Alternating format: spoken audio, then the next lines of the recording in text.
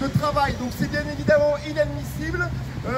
80% des Français, des travailleuses et des travailleurs sont contre ce projet de loi, un projet de loi de casse de la retraite et des travailleurs.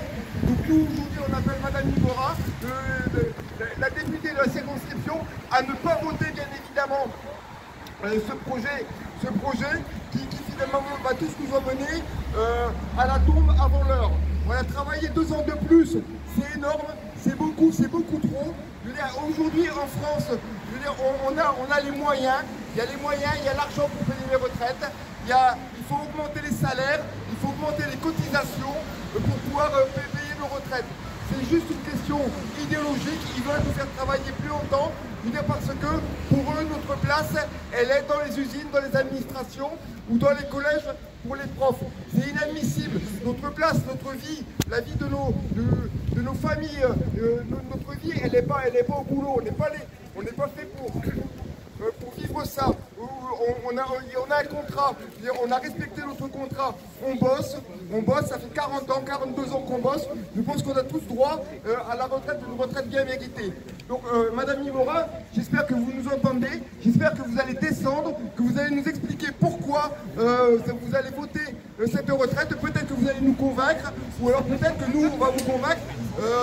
Voilà, je veux dire, enfin, on vous attend. Tous ensemble. Ouais. Ok, donc c'est vrai que ça pose, en fait, ce qui va se poser ça pose le problème de la question de la démocratie, quoi. Voilà. Donc Madame Iborra, c'est la députée du secteur ouest. Voilà. Elle est députée Renaissance, me semble-t-il.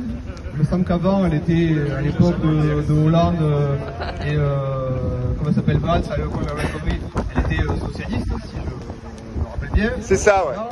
Donc, en fait, la question, c'est est-ce qu'elle va suivre l'appareil, est-ce qu'elle va suivre en fait les décisions de son appareil, parce que ça que le député, le parti Renaissance, c'est un parti en fait.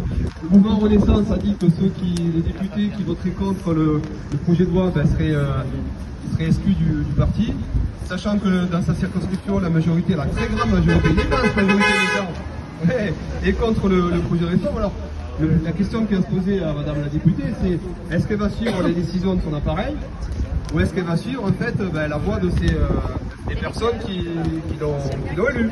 Voilà, donc ça pose un peu le problème un peu de la démocratie. Est-ce que la démocratie, c'est écouter les décisions de l'appareil politique, ou est-ce que c'est reprendre les idées des personnes qui l'ont élu. Voilà.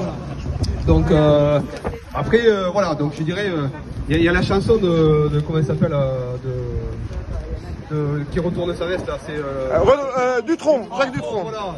Bon, Madame Iborra, elle retourne sa veste, donc voilà. Finalement quand ça, la reste est toujours du même côté, et c'est toujours pas du côté des travailleurs, c'est toujours du côté des puissants et de ceux qui ont le pouvoir. Donc voilà, parce que Madame Iborra, elle est quand même pas, c'est pas une jeune politicienne, c'est pas une jeune députée, hein, elle est quand même un peu expérimentée. Si elle est là quand même, je pense qu'elle a quand même des idées à défendre. Et ben, ça serait bien qu'elle vienne nous défendre. Nous on est prêts à débattre avec Madame Iborra. On a la CGT, nous on a un projet de société à défendre. Voilà, nous on considère en tout cas que la retraite, on doit l'avoir à 60 ans et même 55 pour les métiers pénibles. Parce que nous, à la CGT, on considère quand même que les retraités, quand ils sont à la retraite, c'est plus des inactifs qui servent à rien parce qu'ils ne produisent pas des bénéfices.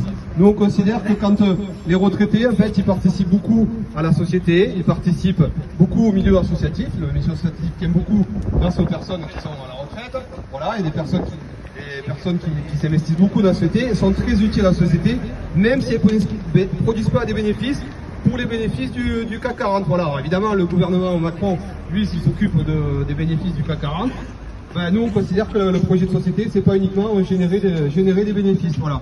Donc, nous, c'est ce qu'on porte à la CGT. Et n'oublions pas qu'en plus, l'inflation n'a pas disparu, les problèmes d'inflation sont toujours là.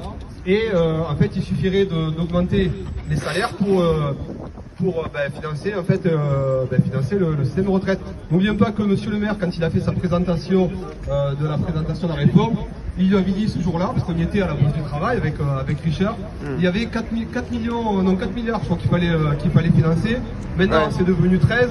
Maintenant on dit que le système de retraite, il faut le sauver, etc. Bon, Élémentaire.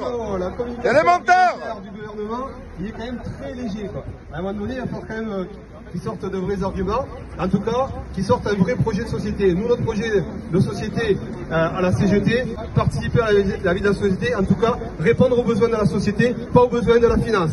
Bravo. Ouais. Patron, c'est le capital, c'est eux qui portent cette réforme, avec pour seul objectif de nous pousser au système par capitalisation pour ceux qui en auront les moyens, et les autres crèveront de faim. Donc, c'est pas la peine que je fasse plus long, puisqu'on est tous convaincus du caractère néfaste de ce projet de réforme. Ce qu'il faut, c'est y faire barrage dès aujourd'hui, et continuer d'y faire barrage, y compris quel que soit le vote des parlementaires. Une mauvaise loi, quand elle n'est pas légitime, elle se retire, y compris dans le temps.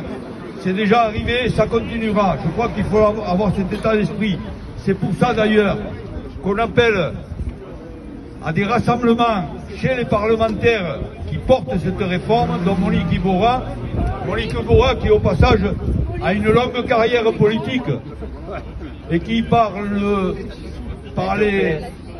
hasard de la vie a trouvé une forme de renaissance au crépuscule de sa vie politique auprès de Macron. Bon, mais chacun fait ce qu'il peut, si vous voulez. Mais en fait, je ne sais pas à quel âge je le prends à la retraite, mais bon. Donc, c'est un vrai... Alors, pour en revenir au sujet, la question elle est que les parlementaires qui voteront cette réforme, il faudra qu'ils l'assument. Parce qu'aujourd'hui, il y a du monde pour protéger sa permanence, ça ne sera pas tous les jours. La vie risque d'être difficile pour les parlementaires qui voteront cette réforme. Parce qu'eux, ils ne seront pas toujours protégés à l'hémicycle. Donc voilà, il faut quand même le dire, et je tiens à le dire publiquement, c'est peut-être ça va passer en vidéo, mais je l'assume complètement, la CGT, elle ne lâchera pas, et je sais qu'il n'y a pas que la CGT, puisqu'il y a quand même une large unité contre ce projet de réforme, que ce soit sur le plan syndical comme politique. Donc je crois que c'est ça le sens de la démarche de ce soir. Alors qu'elle soit là ou qu'elle ne soit pas là, je le redis, finalement, ça a une importance tout à fait relative, voire ça n'en a pas du tout.